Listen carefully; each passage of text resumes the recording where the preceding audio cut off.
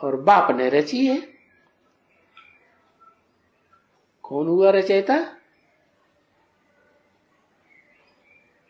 वो आत्माओं का बाप नहीं, वो तो आत्माओं को ज्ञान दे करके रचता है। इस सृष्टि में अकेले आत्मा से काम नहीं चलता। वो शिव जिस साकार में प्रवेश करता है उसको कहते हैं बाबा। शिव को बाबा नहीं कहेंगे। बाबा ग्रैंडफादर को कहा जाता है, या तो बाबा बुढ़े को कहा जाता है। और शिव की तो बुढ़े होने जवान होने का सवाल ही नहीं। वो तो शरीर में प्रवेश करता है, शरीर को लगाव पूर्वक ग्रहण थोड़ा ही करता है। जो लगाव पूर्वक ग्रहण करते हैं शरीर को, तो उनको देवान बढ़ता है।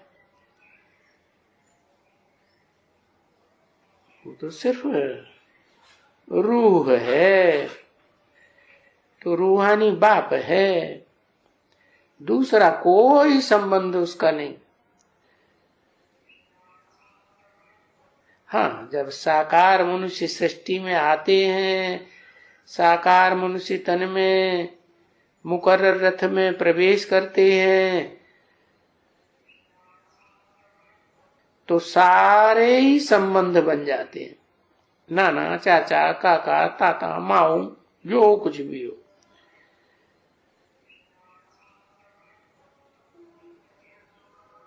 तो कहेंगे मनुष्य सृष्टि के बाप ने ये सृष्टि रची, वो हुआ इस साकार सृष्टि का साकार रचयिता। इसलिए बताते हैं कि मैं तो सिर्फ ब्रह्मांड का मालिक हूं। क्या? ब्रह्मा। कैसा ब्रह्मा? प्रजापिता ब्रह्मा, जिसमें अंडे अंडे अंडे अंडे ढेर सारे रखे, पैदा ही होते रहते हैं सतयुग की आदि से लेकर के कलयुग के अंत तक। क्या अंग्रेजी में क्या कहते हैं उन अंडों को?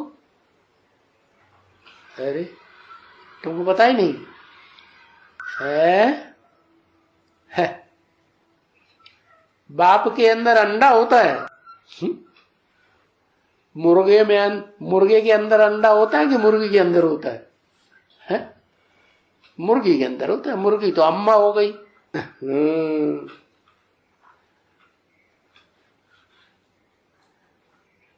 जो आत्माओं का बाप है वो तो सिर्फ आत्मा है, उसके अंदर नहीं। वो जहां रहता है, जिसमें वास करता है, वो है क्या? ब्रह्मांड। क्या माने? कोई ब्रह्मा है। कौन सा ब्रह्मा? साधारण ब्रह्मा नहीं, प्रजापिता ब्रह्मा। पिता के रूप में पार्ट बजाने वाली अम्मा है पुरुष तन, तो उसमें वो अंडे भरे रहते हैं। अंग्रेजी में कहते हैं सीमेन। क्या कहते हैं? कुछ पता नहीं, तो अपनी डिक्शनरी में देखो। तो वो जो अंडे हैं वो बाप में रहते हैं, उसको कहते हैं ब्रह्मांड। और वो अंडे इस सृष्टि पर उतरते हैं, तो वो इस सृष्टि को कहेंगे सिर्फ धरणी माता, और कोई दुनिया नहीं है। कहते हैं शुक्र ग्रह, बृहस्पति ग्रह, ये ऐसे ऐसे बुध ग्रह, मंगल ग्रह, ये 9 ग्रह तो हैं, लेकिन धरणी माता में ही ये अंडे सृष्टि पर आकर के पार्ट बजाते हैं। माता के द्वारा शुरुआत होती है, तो माता भी चाहिए, पिता भी चाहिए।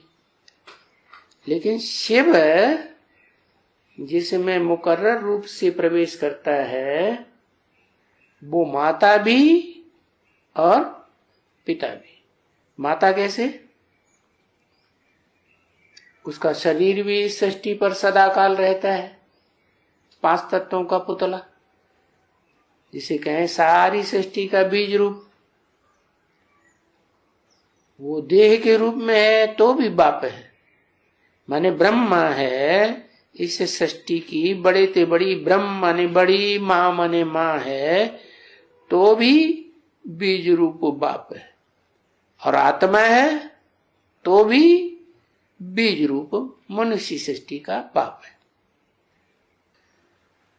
तो जिस बाप ने ये दुनिया रची, उनमें तो फिर दुख हो नहीं सकता। तो कौन से बाप में दुख नहीं हो सकता? आत्माओं के बाप में कोई दुख नहीं हो सकता। अब ये समझाना बिल्कुल सहज बात है। अभी कभी ये प्राप्त होती है, जिसको कहते हैं शांति। विश्व में शांति कब प्राप्त होती है? अरे ये विश्व में शांति सबको थोड़ी ही प्राप्त होती है। नहीं, क्योंकि अशांति और शांति की बात उठती है ना, तो कोई है शांत आत्माएं, सुख स्वरूप आत्माएं, और कोई है अशांत आत्माएं। नंबरवार है, एक जैसी तो है नहीं। बाकी वो होता है निर्वाण धाम, जहां वाणी होती नहीं है कहां? वो ब्रह्मांड है, जहां अंडे अंडे मिसल आत्माएं रहती हैं, वहां वाणी नहीं होती। बेहद का ब्रह्मांड, वहां वाणी नहीं होती।